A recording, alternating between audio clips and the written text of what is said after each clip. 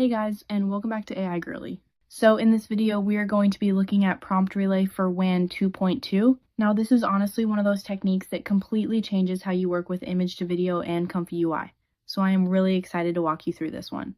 So let me start by showing you a few examples of what we can actually achieve with this. So over here you can see this first clip of a girl. And this was generated using 3 separate prompts in a single video. You can see her sticking her tongue out, doing a peace sign, and spinning around all in one continuous clip.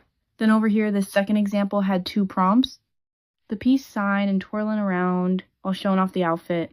And over here, you can see even more complex results. All of this was made with WAN 2.2 at 10 seconds long. So the results speak for themselves. Now, before I get into the workflow, let me quickly go over the models we are using. We are using the WAN 2.2 image to video model in both the high noise and low noise versions, specifically the FP8 version to keep VRAM usage manageable. Alright, so let me walk you through my full testing process because I think it is really useful for you guys to see the journey, not just the final result. When I first started experimenting with prompt relay, I only connected one node. I connected it just to the WAN image to video node, and I was trying to figure out the latent situation. The problem was I was not sure which latent to use because normally with image to video you cannot use an empty latent since the image itself is feeding the generation. So I was stuck on that for a bit. But thankfully Kajai pointed out in the comments that you actually can use the empty latent for this specific setup. That was a huge help and cleared up a lot of confusion. So if you are wondering the same thing, yes, the empty latent works here.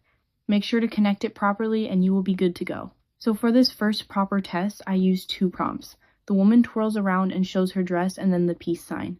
Now, it will technically work if you only connect the prompt relay to one side, but for my testing, I can tell you it is significantly better when you connect the prompt relay to both the high noise and the low noise inputs on the WAN, image to video node.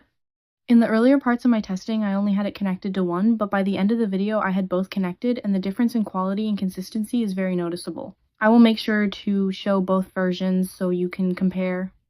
Now let me talk about the settings because this is where a lot of people go wrong. For the sampler, we are using UniPC beta with 10 steps. You can get away with 8 steps or even 6 steps if you want faster generation, but 10 steps gives you noticeably better quality and I recommend sticking with it unless you are just doing quick tests. Now the really important setting here is the shift value. In my first test, I had the shift set to 8 and the results were okay, but the prompt adherence was not great. The model was not really following what I was writing accurately. When I dropped the shift down to 3, that completely changed things. A lower shift value helps guide the prompt much more precisely, so whatever you write in your prompts, the model will follow it much closer. This is probably the single biggest tip I can give you for this workflow, so make sure you set your shift to 3. So here is the image we are using for this example, and let me show you the result with the updated shift of 3. As you can see, the girl strolls around and then makes a peace sign with her hand. This clip was 7 seconds long at 21 frames, already looking much better than the first attempt. Now let me push it further. Let me try 3 things in a single video. The prompts are the girl makes a peace sign, then sticks out her tongue, and then spins around at the start. Let me show you this one in full screen so you can really see the detail. And there you go. You can see in the first part she makes the peace sign, then she sticks her tongue out, and she also twirls at the beginning. 3 separate actions in one continuous video clip. That is the power of prompt relay. Now for this version, I also updated the resolution. I changed it to 720p and brought the frames down to 16. I found this gives a much cleaner result overall, and it is easier on your system as well. And if you want even smoother playback, you can run this through rife frame interpolation afterwards. Since we are working at 16 frames per second, interpolating up to 24 or 30 frames will make the motion look really fluid and natural. I will leave some notes on that in the description. Now just to give you some context on why I chose these models for this workflow. Prompt relay actually works really well with LTX because of its long video generation capability and its native 1080p support. So if you want longer and higher resolution sequences, LTX paired with prompt relay is a really solid combination, and I would encourage you to try that out. I also tested this with SVI2, but I did not include it in this video because honestly the results were not good enough to show.